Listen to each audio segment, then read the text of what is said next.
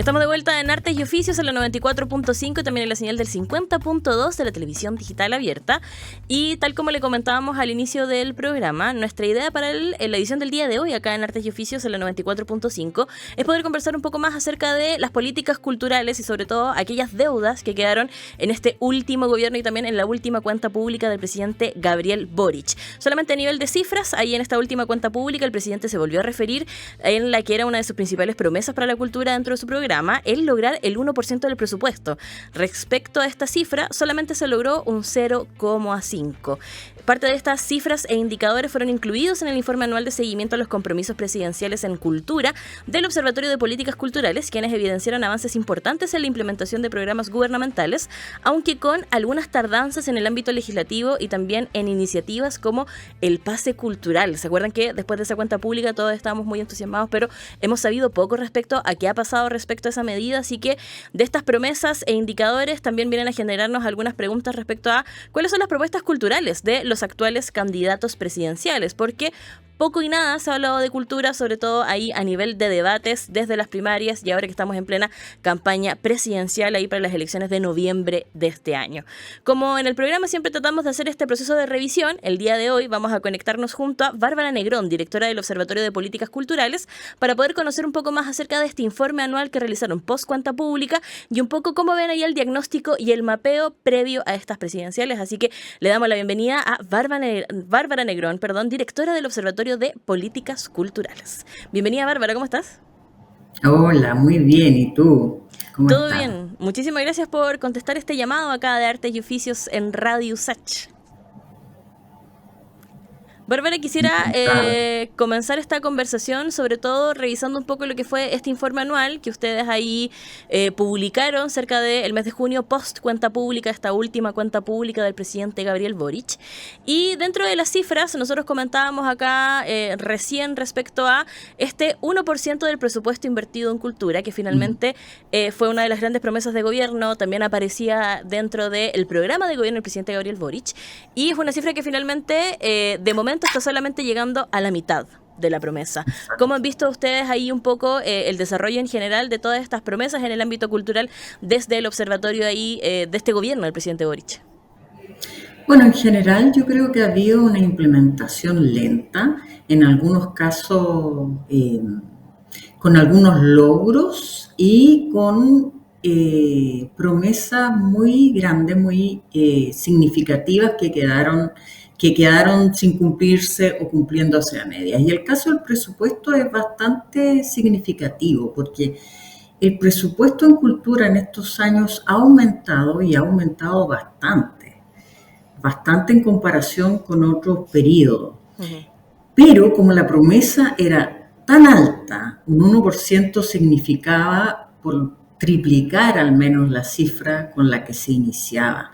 Entonces era un salto muy alto, pero se insistió mucho en esa promesa y se hicieron una serie de estrategias para llegar a un presupuesto más grande, como por ejemplo este último año se incluyeron partidas de otros ministerios Uh-huh. dentro de la partida de cultura. Eso vamos a tener que estar bien atentos qué va a significar, porque claro, incrementa el presupuesto, ¿no? En términos, digamos, nominales, no reales, aunque sí hay un presupuesto que se ha aumentado, pero también genera un proceso complejo para el mismo ministerio, porque hay que ver cómo los otros ministerios, porque las platas van a pasar por cultura y van Sí. a ir, cómo rinden, cómo ejecutan y si eso puede significar, por ejemplo, un bajo nivel de ejecución presupuestaria, lo que a su vez puede repercutir en el presupuesto del próximo año. Entonces, el presupuesto yo creo que fue una cosa bien agridulce. Uh-huh. Si tú lo miras en términos concretos, subió y subió de manera importante, pero estamos lejos de tener el 1% y el hecho de que, por ejemplo, el candidato Winter en las primarias lo haya reiterado, pone también la mira en que no se cumplió. Claro. Entonces creo que fue una mala estrategia ahí también, ¿no? Uh-huh. Y así varias cosas importantes no se han hecho, por ejemplo, el Estatuto del Trabajador Cultural, que me parece que es lo más sentido. Sí. para la comunidad artística. Pero viendo el vaso medio lleno, el tema está colocado, al menos estuvo presente, está presente, y eso ya es un avance. Antes no era objeto de política pública, pero claro, se esperaba un cambio mucho más significativo, un marco normativo, leyes. No es solo leyes, un estatuto del trabajador, pero sí implica cambios normativos, porque la ley que tenemos para la protección de las condiciones de los artistas no es la ideal, es de hace mucho tiempo además, y requeríamos una modificación. Entonces, eso queda como una deuda pendiente que también fue incluido en el programa de Gonzalo Winter. Entonces, se vuelve como a evidenciar que no se cumplió. Y más que mal, todavía queda un par de meses hacia adelante que podría verse algún cambio significativo. Entonces, yo diría que el Estatuto del Trabajador quedó como uno de los grandes pendientes. Pero el informe que nosotros hacemos se divide en varias partes, porque no se puede analizar de la misma manera las leyes que lo programático. Y en las leyes también vemos que hay 3 promesas que se dejaron definitivamente a un lado, que nunca fueron, no hay avances en estos 3 años que uno pueda decir, bueno, son leyes que quizás no se concreten en este periodo, pero se van a concretar el próximo. No, esas simplemente nunca... Ya no pasó. Claro, por ejemplo, la de artes visuales. La de artes visuales, porque en el programa se recogía la necesidad de que las artes visuales tuvieran una institucionalidad, una legislación igual que el resto. Sobre todo, la mayoría de las disciplinas tienen una ley que conforma un consejo, una forma de gobernanza, unos fondos, un financiamiento, unos premios, y las artes visuales es la única que no tiene. Entonces, esa deuda que gobiernos anteriores también han dado cuenta de ella, estaba en el programa, pero no hubo ningún tipo de proyecto de ley, anteproyecto, nada que pudiera avanzarse por ese lado. Existió como un vacío ahí, como desde las propuestas hasta lo concreto finalmente. Sí, no sabemos por qué ciertas cosas específicas simplemente se abandonaron de un principio, y esa fue una de ellas. No hubo un proceso de diálogo, algo que uno pudiera decir, bueno, viene, ¿no? Como en el caso del estatuto, sí, se hicieron encuentros, se hicieron diálogos, estudios, qué sé yo, y no se supo, y ya estamos casi a fin de año, y bueno, es poco lo que finalmente parece haber avanzado. Pero estos otros proyectos simplemente nunca partieron. En algunos casos puede verse a que no eran buenas ideas, pero en este caso sí era necesario. Y yo diría que en general el programa de Gabriel Boric en Cultura era bueno. Respondía bien a los desafíos. Entonces, su implementación tan deficiente es lamentable. Sí, y ahí sientes que quizá como esa implementación deficiente, como comentabas, tiene que ver con los cambios en las cabezas del ministerio, porque nosotros hemos hablado en el programa sobre todo que cambia también como una visión de entregar la cultura o democratizar la cultura una vez que sale la ministra Brodsky y entra la ministra Redondo, como que cambia también ahí la dirección y el direccionamiento como de las políticas.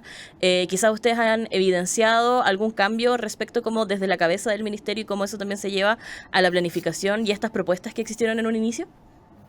Mira, la verdad que yo creo que más que eso, que podría ser una hipótesis interesante, pero yo creo que más que eso hubo un problema de gestión, de llegada. Un gobierno nuevo, como ya llevamos mucho tiempo mirando, es evidente que los gobiernos nuevos, digamos, que no son de continuidad, tienen problemas para instalarse.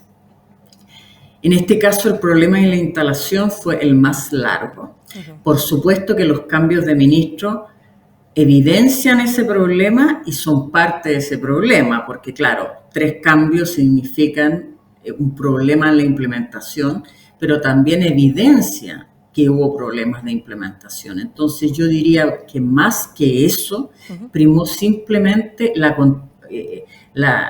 lo que uno ve entre las tres administraciones es más bien la lentitud para implementar, sobre todo al principio, porque el principio fue una implementación mucho más lenta por las razones que acabamos de decir. Pero bueno, sí, uno puede ver también quizás cierto abandono a como ideas más emblemáticas o más sustanciales, ¿no? Por ejemplo, y también ciertas concreciones, para no hablar solamente de lo que no se logró. Puntos de cultura es algo que es algo que uno podría decir y se identifica más con lo central que quería plantear este gobierno, si es que es posible. Yo no creo que hayan en este sentido como dos almas, sino problemas de gestión reales. Pero sí, puntos de cultura fue algo que dentro de una línea más distinta, o por lo menos de tratar de mirar las políticas culturales de otra manera, se logró avanzar y eso ha sido positivo. Pone otros agentes en el mapa. Es como que uno puede mirar otras organizaciones, territorios que antes no estaban presentes, como sujetos de política pública. Y claro, se ha abordado cosas como, por ejemplo, aumento de los fondos concursables, que a mí en lo personal me parece muy bien, pero que estaba como en la antípoda de lo que se quería, ¿no? Sí, se quería como eliminar más el sistema también. Exacto, un sistema de financiamiento más directo, menos concursable. Y en realidad ahí, en las décadas, uno ve que los fondos concursables han aumentado, nunca han bajado. Sí. Entonces se sigue apostando por esa política. Pero sí es cierto que el PAOC, este programa de financiamiento más permanente, se ha logrado consolidar. No es algo que se inventó en este gobierno, pero se ha logrado consolidar un sistema diferente de financiamiento y esa herramienta me parece súper útil. Entonces, claro, por ejemplo, se tomó como un programa importante los trenes de la cultura, y los trenes de la cultura obedecen un poco a esta lógica de llevar cultura, como de itinerancia, que es un concepto cuestionado, porque, claro, es como que no tuvieran cultura quienes lo reciben, sino que... Pero bueno, también tienen su lógica, ¿no? Hay lugares donde hay menos acceso a bienes culturales. Pero esta lógica de la itinerancia me parece que no es una política muy eficiente ni a largo plazo.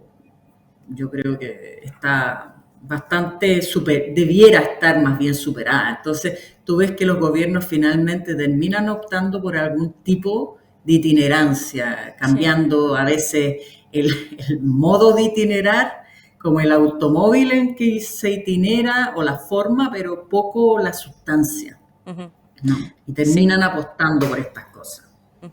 Estamos conversando junto a Bárbara Negrón, directora del Observatorio de Políticas Culturales acá en Artes y Oficios en la 94.5.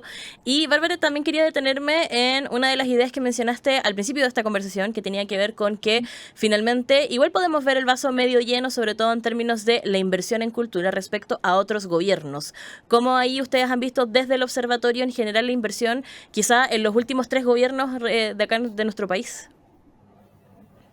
Mira, en general, desde los 90 que el presupuesto de cultura ha aumentado, con distintos grados, pero han habido aumentos significativos durante los 20 años de la concertación.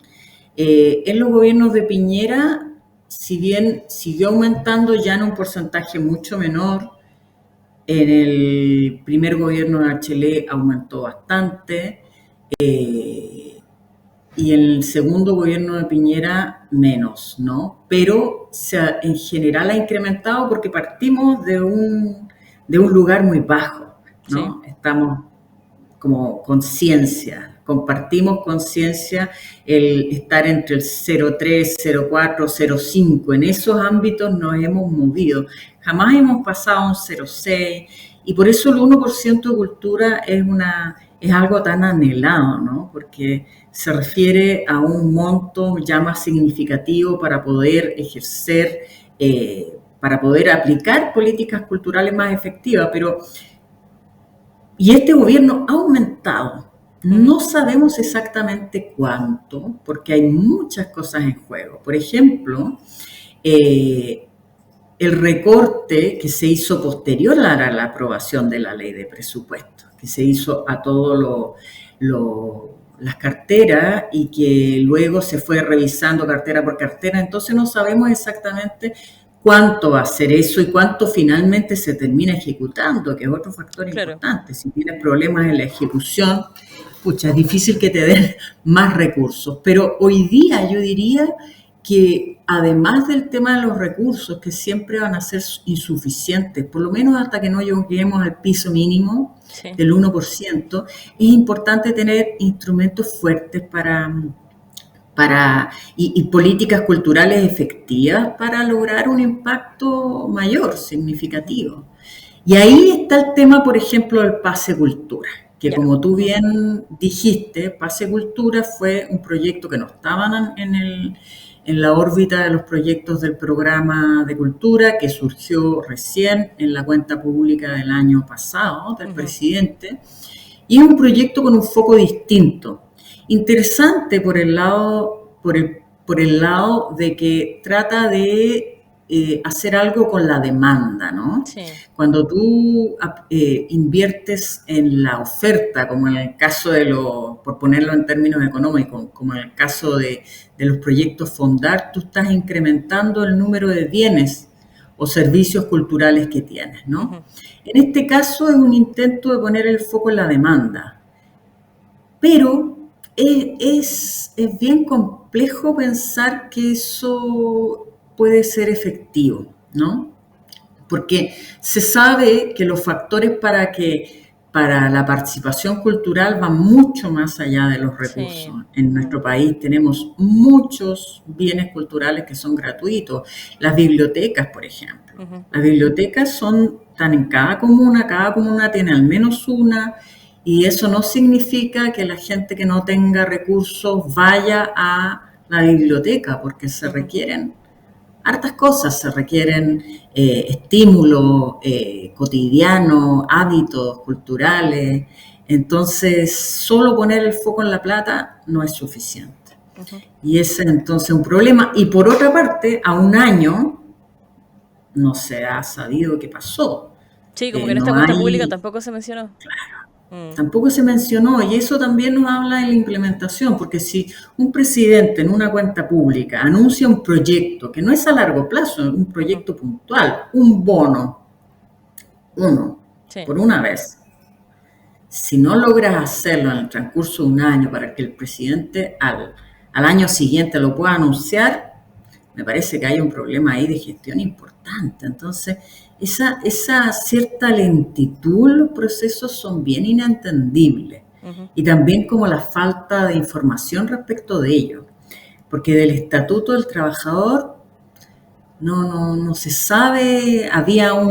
Se formó un comité interministerial que tenía que entregar los resultados en noviembre del año pasado y aún no los entrega. Entonces son 6-7 meses sin información, y ahí tú ves que los gremios, los artistas ya se empiezan a sentir bastante molestos, ¿no?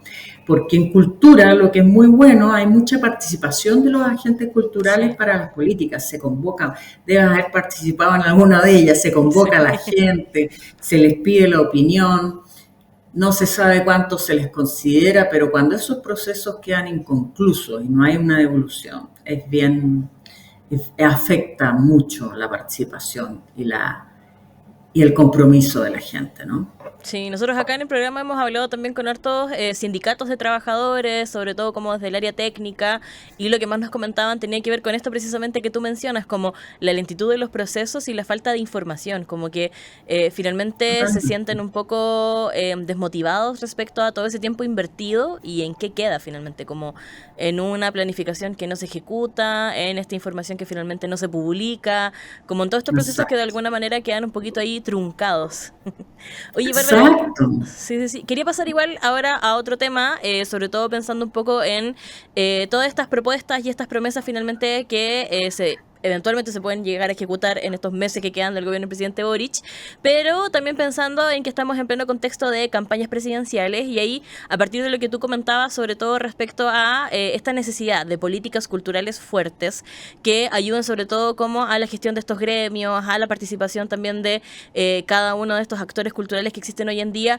¿Cuál es un poco Mm. como ese escenario ideal que ven desde el observatorio en términos de políticas culturales que sean efectivas, sobre todo pensando en el contexto cultural que tenemos hoy en día? Yo sé que te estoy poniendo como en un Mm. escenario de mucha imaginación, como si tuvieras todos los Mm. recursos del mundo en Chile. ¿Cuáles serían como aquellas políticas culturales que tú dirías que pueden funcionar y que pueden ser efectistas también, Mm. pensando ahí en la gestión cultural del país? Bueno, si fuera por nosotros, yo creo que el punto más importante es lo que pase en las escuelas en Mm, relación a la cultura. Ese es el punto más importante. El problema de eso es que no necesariamente son medidas, primero, no son a corto plazo y segundo, no necesariamente son tan atractivas a nivel de un programa. claro. Entonces, sobre todo en este contexto donde estamos en unas elecciones especialmente digamos, polarizadas, ¿no? Más que otras, Ujú. vamos a ver, estamos expectantes de ver qué va a aparecer en los programas, ¿no? Porque si se van a plantear diferencias en términos políticos, si van a haber diferencias, suponemos que sí, qué se está mirando, qué se está jugando. Desde la perspectiva de las políticas públicas, yo creo que la educación es la clave. Ujú. Se han hecho avances, pero aún falta muchísimo. Creo que hay que mantener lo que se ha construido, hay cosas positivas que se han construido, hay que sostenerlas y hay que seguir incrementando, por ejemplo, este apoyo a las organizaciones que cumplen un papel importante, pero sobre todo el tema educacional. Ahora también, otra cosa interesante Ujú. que ver en las elecciones, que nosotros comenzamos a partir del 31 de agosto, cuando ya sepamos cuáles son los candidatos que finalmente van a ir, empezamos a mirar qué es lo que pasa, ¿no? Eh, Hemos hecho esto cada 4 años, cada vez que hay elecciones. Ya sabemos, por ejemplo, uno de los candidatos, Kast, es de nuevo candidato, entonces ya tenemos lo que propuso en su momento y era harto, Ya. harto, lo que nos indica que les interesa el tema, estaban preocupados, era harto, pero era Ya. bastante malo. Entonces, vamos a ver qué pasa ahí, si mejora, si hay otras propuestas. Malo en varios sentidos, ¿no? Habían problemas desde redacción, información, citas, cosas formales, cosas no formales, pero el hecho de que fuera tan grande significaba que ahí había una tensión. Ujú. Entonces eso va a ser interesante mirar qué pasa con la propuesta a 4 años, ¿no? Si Mm. se ha evolucionado más, si hay algo más interesante y qué va a pasar con las distintas propuestas. Entonces, eso va a ser interesante. Y por otra parte, también va a ser interesante ver cuál va a ser la posición de los artistas, porque Ujú. tú habrás visto que los artistas en general participan de las campañas, son buscados en las Sí. campañas y en la última campaña presidencial, donde tuvimos un momento así polarizado, ¿no? Kass, Boric, bueno, los artistas se sumaron en masa a apoyar el gobierno de Boric y luego tienen esta, digamos, decepción, ¿no? Mm. Entonces vamos a ver también qué pasa ahí. Es interesante como fenómeno. Si va a ser, si va a haber un apoyo nuevamente o si se van a abstener de apoyar. En general siempre hay finalmente artistas que apoyan porque, bueno, ponen un capital interesante Sí. político en las campañas, que es su credibilidad, su llegada a la gente, etcétera. Eso es un fenómeno interesante, pero bueno, hay que esperar a ver cuáles son los candidatos primero y luego empezar a mirar qué opinan, qué proponen, si hay diferencias sustanciales, y ahí vamos a estar viendo también, preocupándonos de que sean técnicamente, de verlas en términos técnicos, ¿no? Claro. Porque las ofertas culturales, bueno, no sabemos qué pueden ser, pero siempre se puede, digamos, no sé, se puede prometer cosas que no son factibles o que de partida no son buenas, ¿no? Sí, vamos a estar expectantes ahí a lo que queda en términos de, bueno, la inscripción oficial ya de estas candidaturas y esos meses previos a las elecciones, que yo creo que se vienen bien intensos, así que invitadísima desde ya, Bárbara, a hacer ese análisis posterior a los programas, una vez que ya que estén publicados ahí en la página del CERVEL, te hacemos la invitación nuevamente para que podamos hacer ese análisis más adelante. Perfecto, encantadísimas de compartir con ustedes eso. Bacán. Bueno, Bárbara, queremos agradecerte por tu tiempo, también por todas estas ideas y visiones que nos dejaron reflexionando bastante respecto a lo que pasó este año y estos años ahí del gobierno del presidente Boric, y con esta mirada ya previo a las presidenciales que se vienen ahí en noviembre. Así que muchísimas gracias por tu tiempo y también por conversar el día de hoy acá en Artes y Oficios. Gracias a ustedes. Chao. Chao, Bárbara. Y vamos a despedir ahí a Bárbara, directora del Observatorio de Políticas Culturales, escuchando más música acá en la 94.5. Vamos a escuchar ahora a Björk y al regreso seguimos con más programa acá en la 94.5.